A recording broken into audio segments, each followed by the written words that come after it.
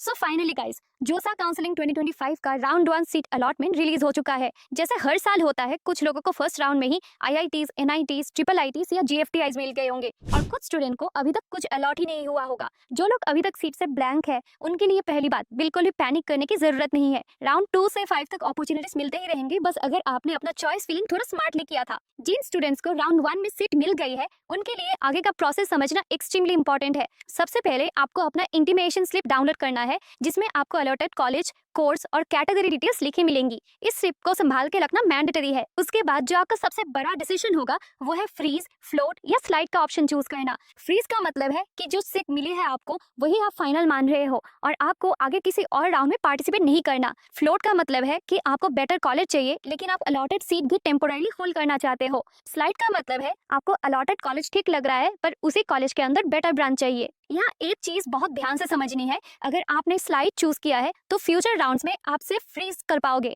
But अगर आपने float choose किया था तो फ्यूचर में आप स्लाइड या फ्रीज दोनों चूज कर सकते हो। बहुत सारे बच्चे यही गलती करते हैं, इसीलिए आप पहले से ही स्ट्रेटेजिक सोच के ये डिसीजन लो। नेक्स्ट स्टेप है सीट एक्सेप्टेंस फी का पेमेंट, जो कि कंपलसरी है। अगर आप ये पेमेंट नहीं करते हो तो आपकी सीट ऑटोमेटिकली कैंसिल हो जाएगी। फी स्ट्रक्चर है जनरल और ओबीसी स्टूडेंट्स के लिए 35,000 और एससी, एसटी, पीडब्ल्यूडी और ईडब्ल्यूएस कैंडिडेट्स के लिए 15,000। इसमें 5,000 जोसा का नॉन रिफंडेबल प्रोसेसिंग चार्ज होता है। बाकी अमाउंट आपके फाइनल कॉलेज में एडजस्ट हो जाता है। अब बात करते हैं डॉक्यूमेंट अपलोड की। आपको कुछ एसेंशियल डॉक्यूमेंट्स भी अपलोड करने होंगे, जैसे कि क्लास 12 का मार्कशीट, क्लास 10 का marksheet, category certificate, medical certificate जो कि सबके लिए मैंडेटरी है, बैंक पासबुक या कैंसिल चेक। ये डॉक्यूमेंट्स वेरीफाई होने के बाद ही आपकी सिप सिक्योर होती है। अगर डॉक्यूमेंट वेरिफिकेशन में कोई दिक्कत होती है तो आपको जोसा की तरफ से क्वेरी रेज होगी। उस क्वेरी का रिस्पांस देना होगा लेटेस्ट बाय 20 जून 5 PM। अगर आप रिस्पॉन्ड नहीं करते हो तो आपकी सीट कैंसिल हो जाएगी और फ्यूचर राउंड्स इवन सी सैब में भी आप एलिजिबल नहीं रहोगे।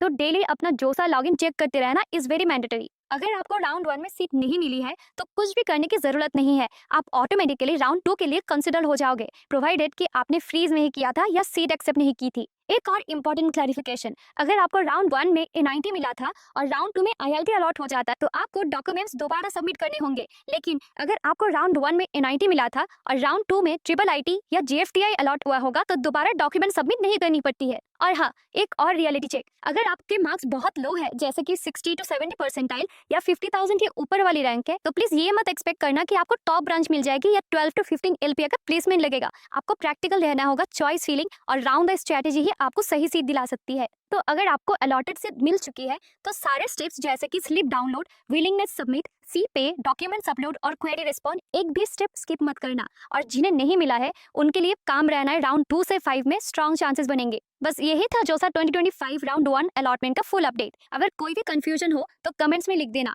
मैं पर्सनली रिप्लाई करने की कोशिश करूंगी। आगे आने वाले राउंड्स के लिए बेस्ट ऑफ लक दोस्तों। डिसीजन सही से लो और किसी भी स्टेप को लाइटली मत लेना। सीट कैंसिल होने से बेटर है कि आप टाइम बेस्ड सारे स्टेप कंप्लीट करो। थैंक्स फॉर वॉचिंग, मिलते हैं अगली वीडियो में।